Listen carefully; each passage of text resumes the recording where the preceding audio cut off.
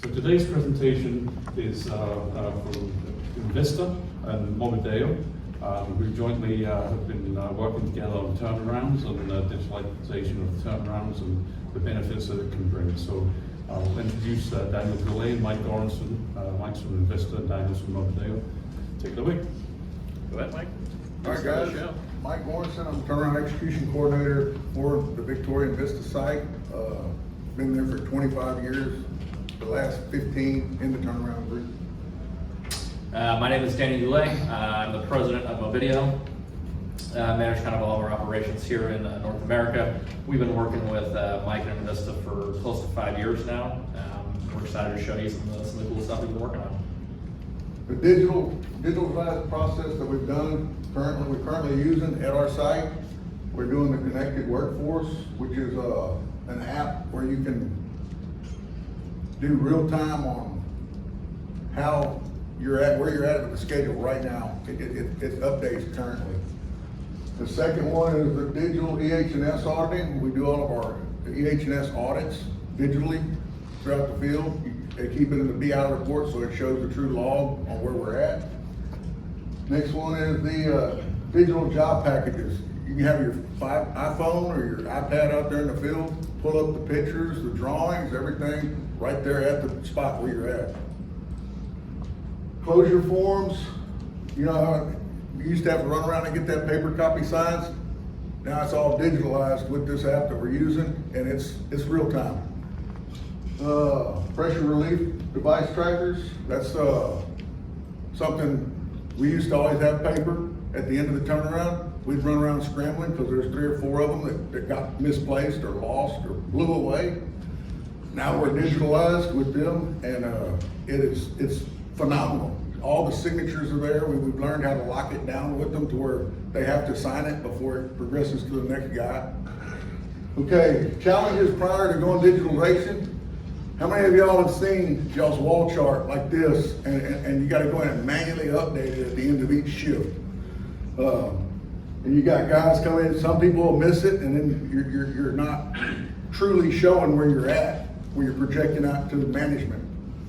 I already kind of touched on the documentation with losing paper copies and stuff.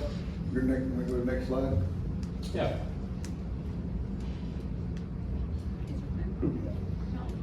There you go. Yeah, so one of the challenges, Mike, I remember you guys had when I first came and talked to you, is that you guys didn't have any of that real-time awareness of what the situation was. Your data was lagging behind, whether it be a shift or sometimes even 2 shifts behind where we're at.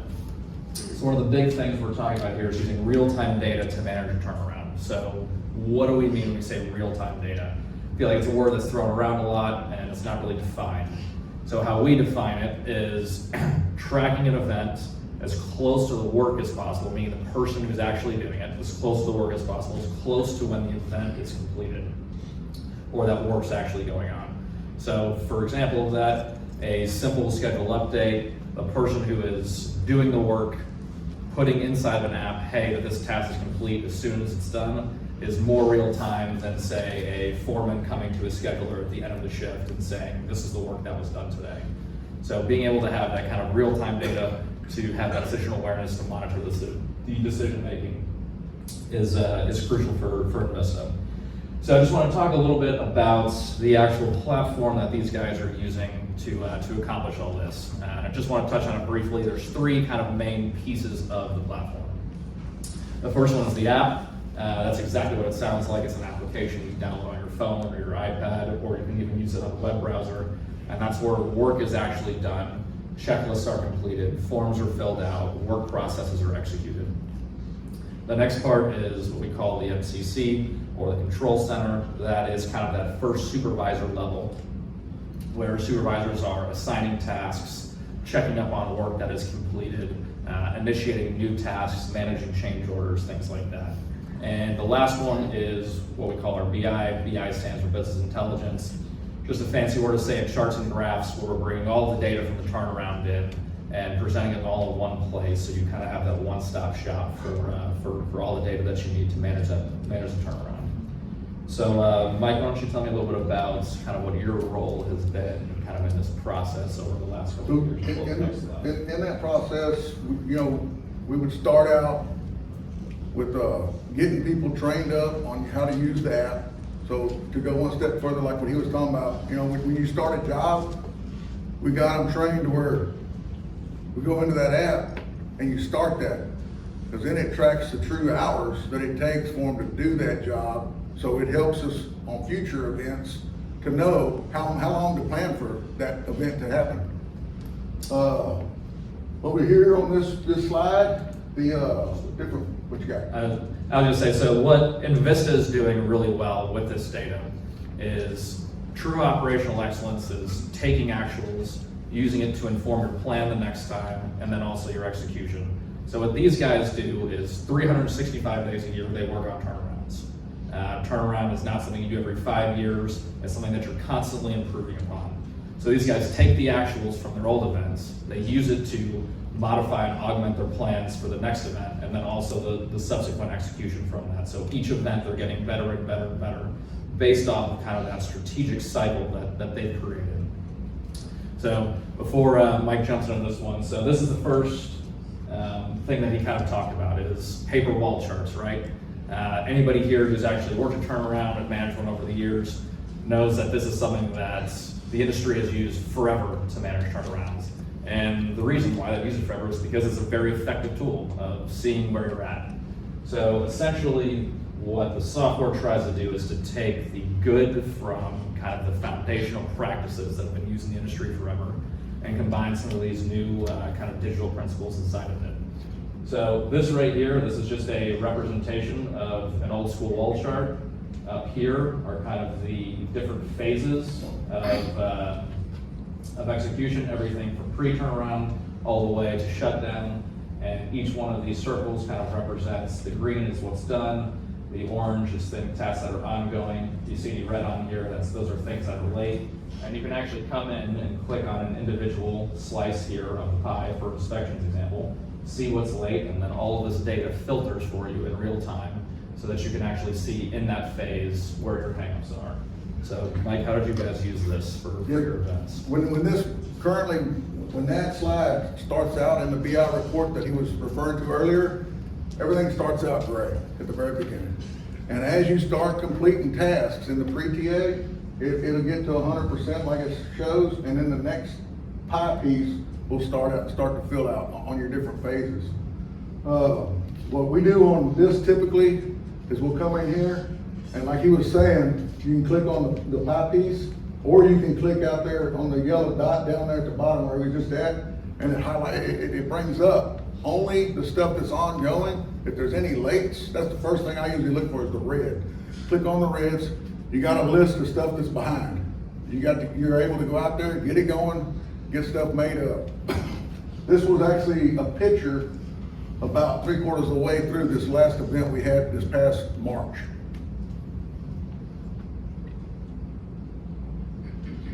All right, so this next one is delays. So here's kind of our perspective on delays. Delays are gonna happen in a turnaround.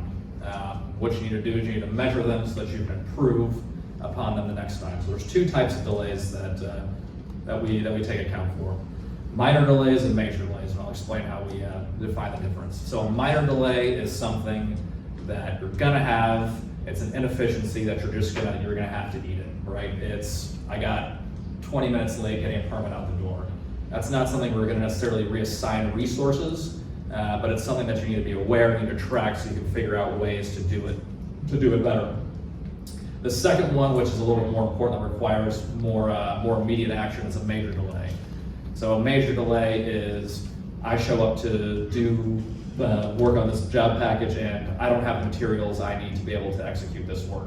I need to be reassigned to a different work package to continue working. So for these major delays, what happens is somebody enters in the app, hey, I have a major delay, I cannot execute this work. And what it will do is it will send a notification to the coordinator over that area that they're in. And we'll tell them, hey, this person just had a roadblock that they can no longer work through. They need to be reassigned to something else. And then at that point, instantly, they can be rerouted. So what we're looking at right here, This is actually a representation of all of the delays that these guys had in the last turnaround. As you can see, they had 250 major delays right here on the turnaround. That's a lot, but that represents action that's being taken in real time from this data. They're also tracking here anything that's active, so anything that's going on, so a delay that has been put in, but something that hasn't necessarily been reassigned to new work yet, you can track where those are active. Right here, they're breaking down what are the reasons for those delays, and then right here, we're kind of showing per day what those delays are. So, Mike, how did you guys use kind of the late part for your roster? On this one right here, I would pull it up 4 to 5 times per shift per day, and I would look at what delays are out there and go get them progressing, find out what we got to do to get this work continuing on. As you can see in the pie piece, 25.9% of it was equipment unavailable or not ready yet. It wasn't cleared up. We'd have to move them to different jobs to keep them working. There was materials was another one, and that's the 14.7% material unavailable. And I know that is hitting everybody right now in the industry. Materials is a killer right now.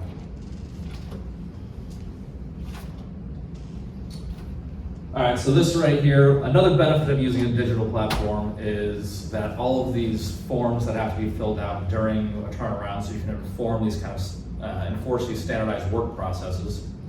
This form right here this is the same form that they had used before they had started working with us.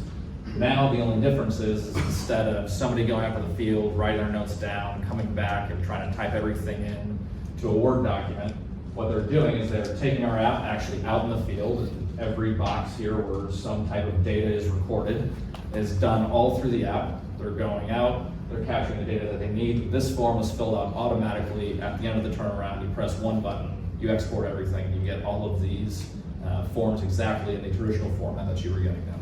When we first went to this digital, our RV shop, they were real reluctant to go to it because they were used to those paper copies.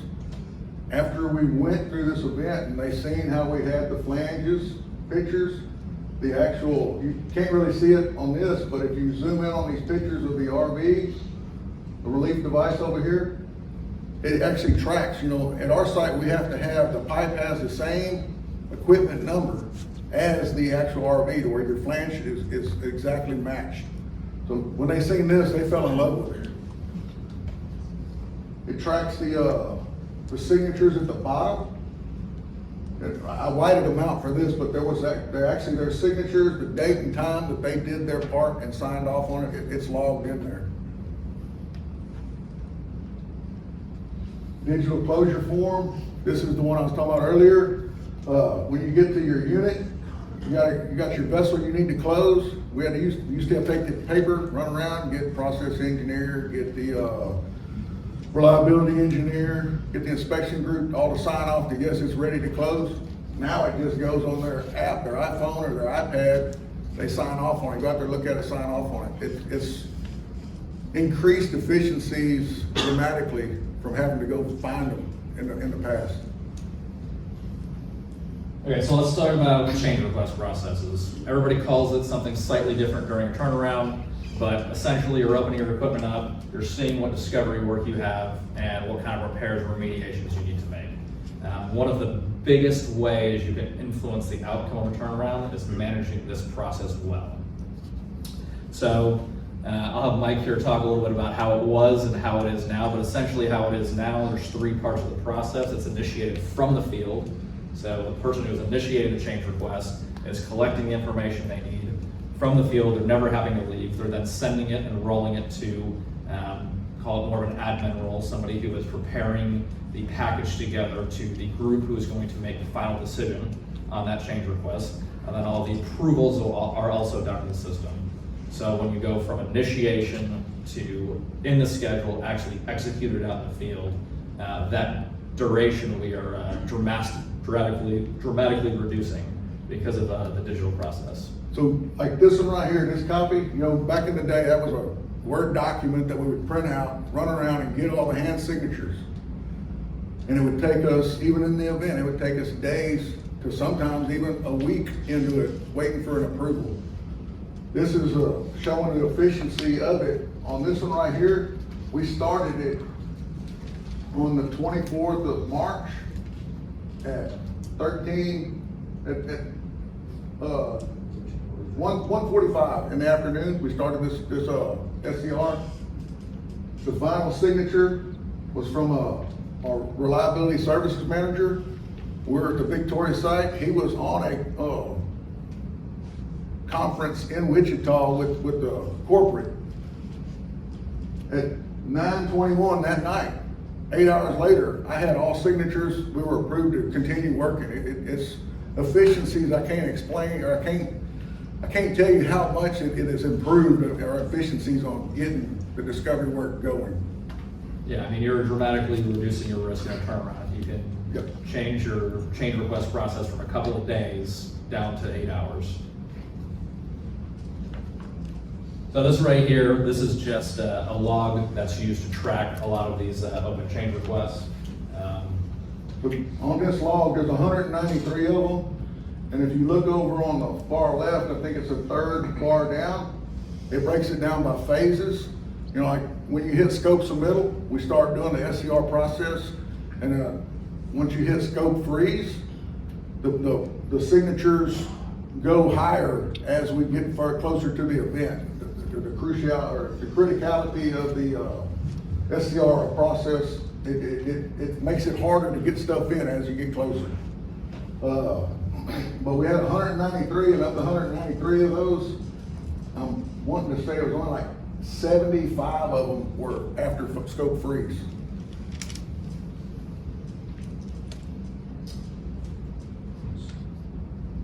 All right, so this right here, this is a pretty standard report that people running turnarounds know. This is just an S-curve. So an S-curve right here, we have hours here on the left, down here on the bottom. This is the date, and the different things is the bars here, these are the actuals. The green is our current plan, and our orange line, that's our original baseline plan.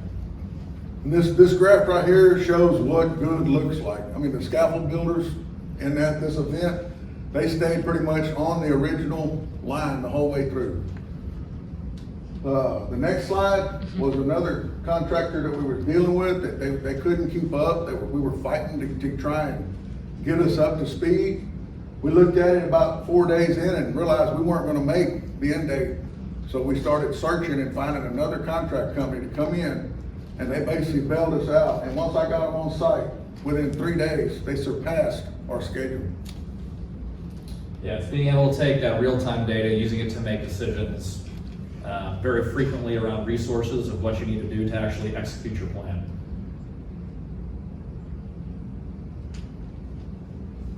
Tell us about how you manage flanges. This right here is the flange tracker I was telling you about. When it starts out, it's all gray. And as the general contractor makes up all their flanges, their QC comes through, they sign off on it, all that green turns, it would be gray, it turns to red. And then our quality assurance third party comes through and makes sure all the gaskets are right, all the bolts are right. Once they finish and sign off, that's when it turns green. Unfortunately, I wished I had a picture of this in the middle of the event so you can see the gray, green, and red throughout, because it paints a real good picture for you on where you really are. Yeah, this is another example of having a standard work process that you're able to track through a digital platform. Flange makeup is obviously very important. I mean, it goes to that core quality and also to safety.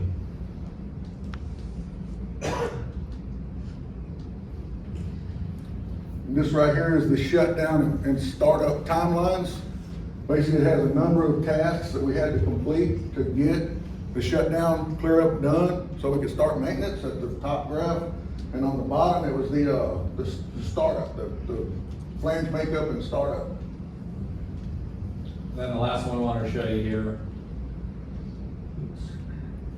is critical path management, right? If you're managing any type of schedule, you have to know where your critical path is. In a turnaround, very often that critical path can change, or you can have multiple critical paths.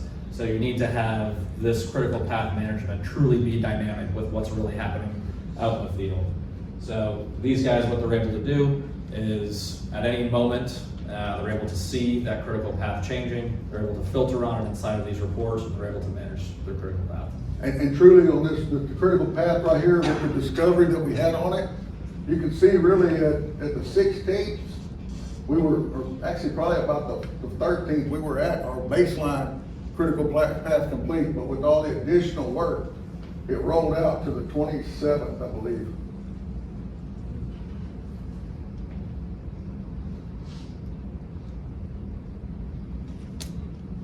That's all we got for you guys today. Thank you so much for coming and attending. We appreciate you listening. Any questions you guys got, we're happy to answer. Plenty of time for Q&A. Right. Probably need a mic. So fire away. Any issues with using those in the plant, electrical classification, limitations, that sort of thing? And the other piece I'd like to know is, you talked about critical path analysis, but is this software or app linked with your planning and scheduling tool? Yes, it is linked. Or is it its own planning and scheduling? It is linked. You can use it either way. You can link it with your existing planning and scheduling tool. That is what the vast majority of people choose to do. For example, INVISTA uses P6 for their scheduling. What we have right now is in my next event, next March, I've already got 60% of the job packages uploaded into Mobideo currently, so that when the guys come in and do job walks, they can actually pull it up from Mobideo at their home office, look at all the packages, look at the pictures, and then it's a minimal that they gotta come to the plant to do job walks to see if their hours are good enough. To answer your question about devices, it totally depends on what the requirements are for your site. There's all types of devices out there that you can buy that fulfill all of those blast-proof requirements. There's also cases you can buy to put on devices. So it kind of depends on what the regulations that your particular company are. We have like 3 cases that are, get you to the class 1, Div 3 for the exposability on your iPhones and your iPads. You put them in that, I can't think of the name of the. Yeah, I'm drawing point too. But it's just a case that you put it in. It makes it explosion proof, basically. Good question, thank you. Okay, hands up, this one there. Yeah. How detailed do you break out their schedules? You mentioned about you sign off when a job starts and when a job finishes. Is that when you start bringing material out to the field? Is that when you're physically there starting to turn a bolt? One part, and the other part is how do you handle it? You don't have the right bolts now. You're having to go back to the shop and pick up the right bolts. How do you handle those? Those right there are those minor delays we were talking about earlier. You'll log a delay that you didn't have the materials that you needed, and would go get it, and I would go agree to how many hours it took to do that, and it would progress it that way. It actually will add your hours to the schedule. What's job start? Is it job start when you're physically in the field turning a bolt, or when you're going to get the parts? When you're going to get the parts, your job starts. And inside the software, you can break it down to whatever level you want. Some customers manage it all the way. They manage your turnaround process all the way from premise, all the way through post-event debrief. So it just depends on what level you want to break that schedule up, what's best and what's the right fit for the size of your event and for your organization to handle. Good questions. I have a quick question about the closure form or any of the form you have already. Can you customize to each different refineries, especially for the closure form?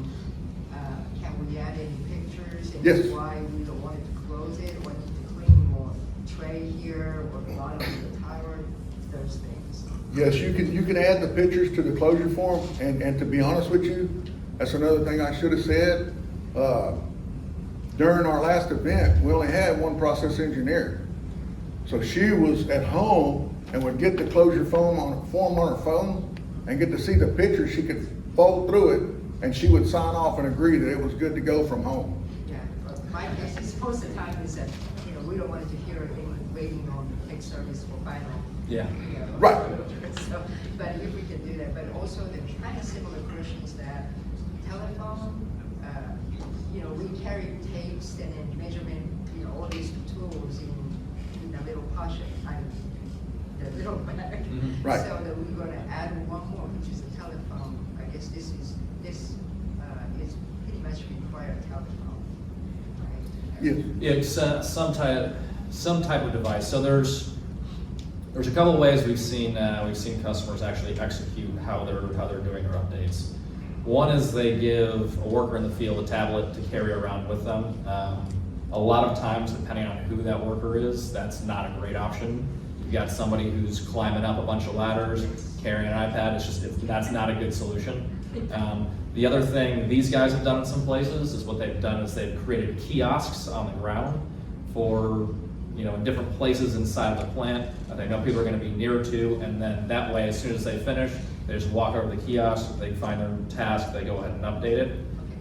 But the other thing we've seen also is a lot of customers have realized that employees are taking their phones out in the field.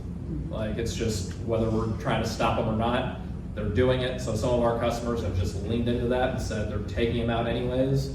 Why don't we just let them do all their updates off that phone? So we have customers who actually allow contractors to use their personal devices with our app on it to make their updates. As our site, we allow the contractor to take their phone out. They have to sign off on the pictures and everything though. Just one follow-up, and it doesn't matter for the individuals whether that's iOS or Android system. Does not matter, no. Does not matter. Thank you. And you don't even need the internet to use this.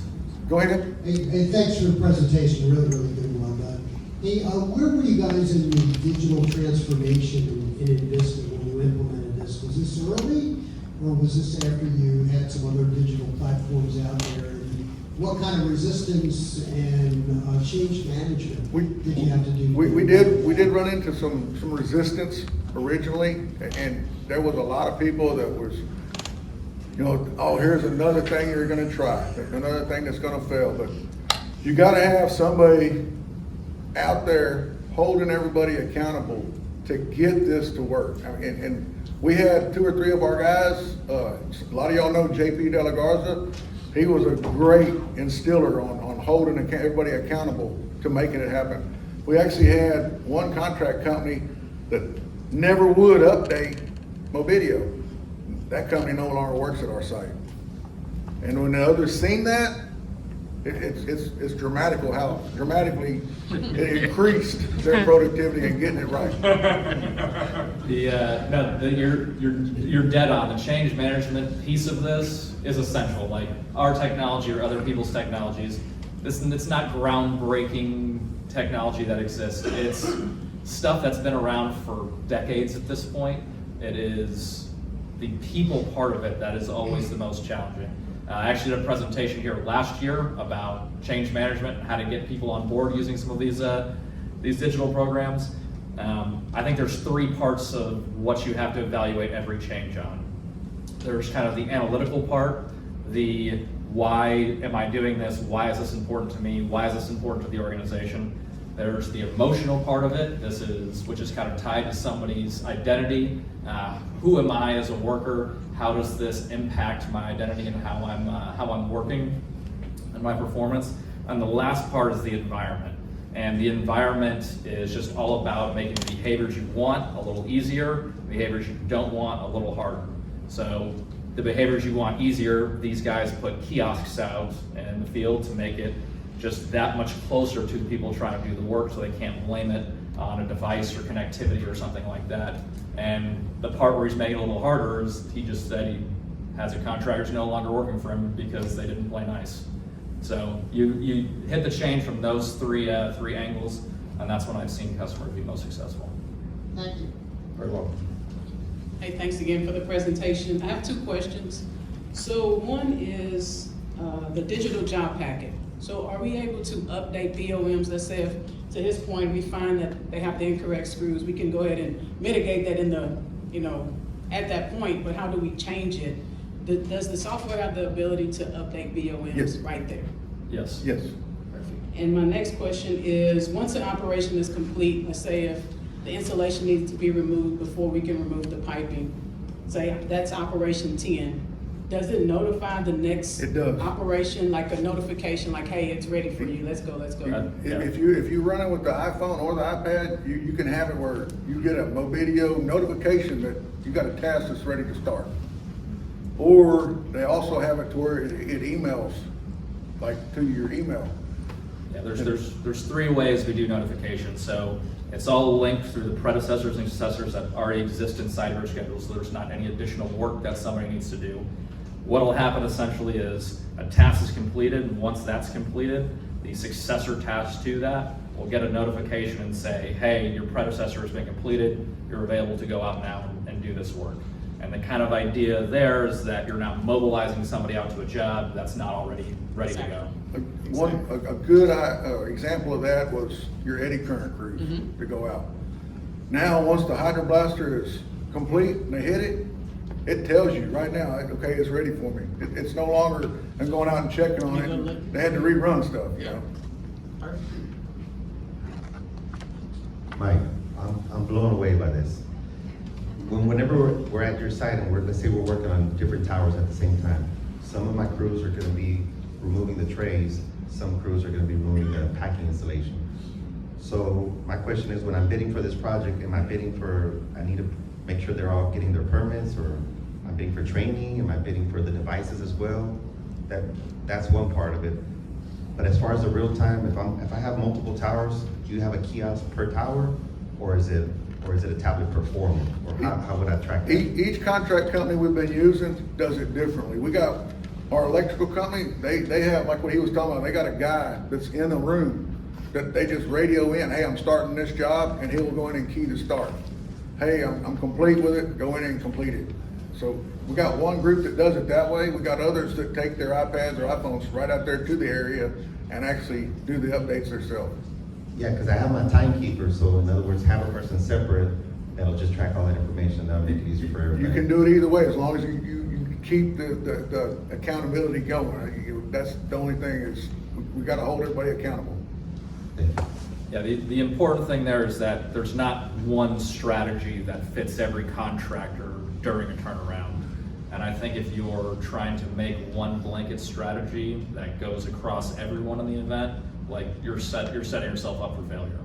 So some people, like Mike said, it's the guy who's turning the wrench out there on his phone doing it. Some people, it makes more sense for them to just use a kiosk. Some people, it makes more sense for them to have like a timekeeper in the back office who's just getting radios saying, hey, I'm done with this task, go close it out. So it totally depends on who the group is, who the contractor is, what the site is, what the work they're doing. You kind of have to evaluate it contractor by contractor.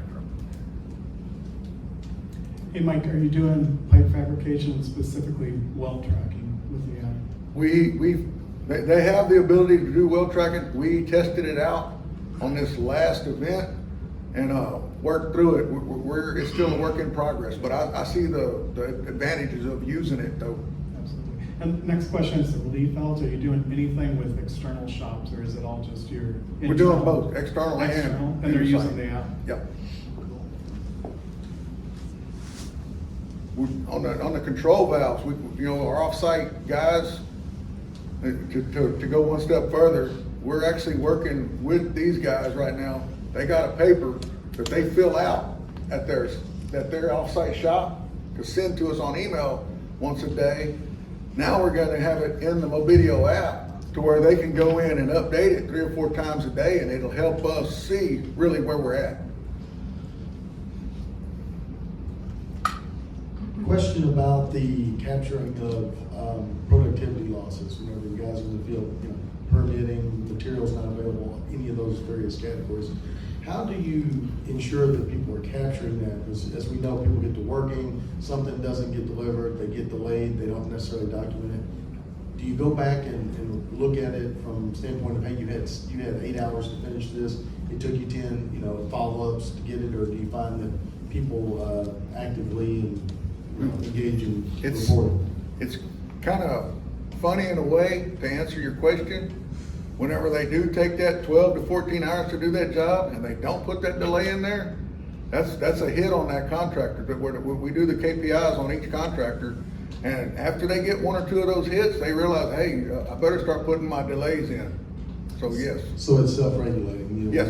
Okay, gotcha. We also have customers who take a pretty extreme hardline stance on it, who will not approve a change order from a contractor if there's not a delay entered in the system. I think it's kind of a hard line, but I don't know. yeah. I got a book. I'm just looking around for anybody else. So I know it tracks the start of a job. So that goes to your planning. So does it track wrench time? So no, we're all trying to meet industry standard on wrench time. Does that start time track the wrench time?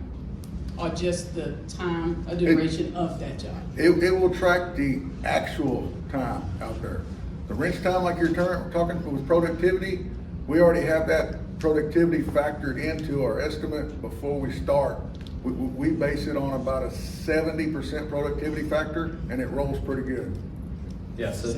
You heard that, Andy? I mean, before, when we was paper, we were lucky to hit 50% productivity. Now we're at 70. I mean, that right there shows that much of an increase. Yeah, so I think something we're talking about here a lot, I truly do believe that the companies who are going to separate themselves in the next decade are going to be the ones who have that true actual representation of their execution. And these guys have started on a pretty good path with that, actually being able to capture all of that kind of real-time actual operational data of executing their events. So what they're able to do now is go and after the fact, after their event, and when they do a debrief, they have like true data of when activities were started and stopped in that schedule. They're changing their plans and their work packages. They're rearranging how they're doing work the next time around. It's really refreshing to see that like true operational excellence cycle that they have, that they're able to do by collecting this data. And then another one is the, so with the hours, I know we talk about 365 turnaround days, but is there a process or some kind of ability of the software to say, hey, this job was planned for 18 hours and it only took 10? Does it auto update those hours to transfer to update that plan, or is that still a manual process that a planner has to go in? Currently, it's still a manual process. Okay.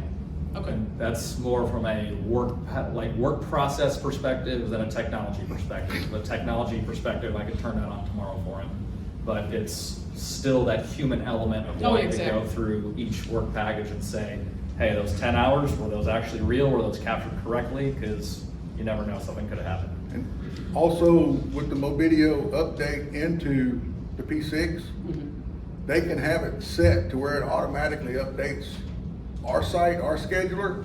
He wants to manually pull that Excel export out of Mobideo and put it into, he wants control over it. And most schedulers are that way. Of course. Of course. So maybe just a little clarity on that point then. So Yeah. is this taking the place of your daily kind of paper verbal updates where you put it into the software and it communicates across to your Primavera tool? Correct.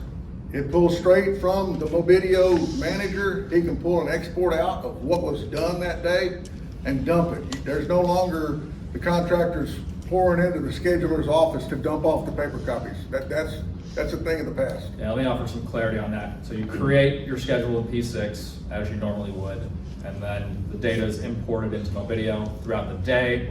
People are updating their activities, their tasks, they're going through their work processes, completing their checklists. All that information is then sent back real time to P6, and usually what the scheduler is doing, roughly what you guys do at once a shift, where they're actually going in once a shift. They're using P6 to actually re-level their schedule, send that data back, and then the updated schedule is automatically pushed out to all the people who have devices. So you can have that kind of like real live 3-shift look ahead. Well, just time for one more question. I think we're coming to the end of our time. Just one quick question in terms of change management. Yeah. How long does it take to get proficient with it like you are now? You answer that question, Mike. So Can you say that question one more time, please? How long does it take to get proficient with the system? From Like when how you long do bring you them on think? site to when you're using it The with proficiency, truthfully, on us, it took us one event to stumble through it. But by the end of that event, it's like anything, when you start new, the first 3 or 4 or 5 days, you're fumbling, you're fighting it. After we got past that bridge, the end of that event, we were already just proficient and running with it. And then, but how far in advance did you bring them to site before your turnaround? For the first time, I would try to bring them in at least a month before the turnaround to have several days of training with everybody to get them up to par on it. Yeah, so build off that a little bit, because that's a really, really good question. The system is so large and so encompassing and can do so many things. How early somebody should come in and get ready depends on kind of like how much you want to bite off at the beginning. Like we've done very kind of basic implementations where we're just capturing updates to the schedule, and we've done those in as few as a few weeks. Something a little bit more advanced that Mike's doing, you may require a little bit more time, 6 weeks maybe ahead of time. Typically now, I don't even call on those guys, the Mobideo guys, to come do the training. I do it myself. And it's an extra step that I'm doing, but the guys feel comfortable coming and talking to me, and we roll through it. And if they need some one-on-one time, we have that one-on-one time. It's not a big deal. Yeah, if the operator can train people themselves versus us training, that's the best scenario, because when contractor comes to the site, they're gonna listen to him way before they're gonna listen to me. That's every customer I've been at. Okay, thank you. So I know Peter's got a whole bunch more questions, but he knows that I get the last word. I just wanted to make one comment on infrastructure. At Chevron Phillips, we're doing electronic permitting, electronic procedures, full accountability. We do use Mobideo. Okay, you can say that like that. For part of the software for scheduling. But how important is it that the operating company has the structure, the connectivity, the Wi-Fi coverage? So it is important. Everything runs smoother if you have good connectivity. We have seen customers have actual Wi-Fi networks set up where it works great. We've seen customers just use LTE, that's on a device, that also works great. But the software also has the ability to completely work offline. So, and I'm going to touch on that. In the very beginning, the first event that we did, we had terrible connectivity out in the field, and you would go in to the connected manager and look, and you'd have a whole bunch of items that were pending complete instead of complete. Because it would take it to pending complete from offline, but it got to sync it to update. Okay. Well, thank you very much. We've just hit our time there. Just a reminder, please use the app for giving the feedback. Daniel and Whitney will be in the hub. They have a space there if you want to go and ask more questions. I'm sure Mike will be happy to answer more. So thank you all very much, and let's give them a big round of applause.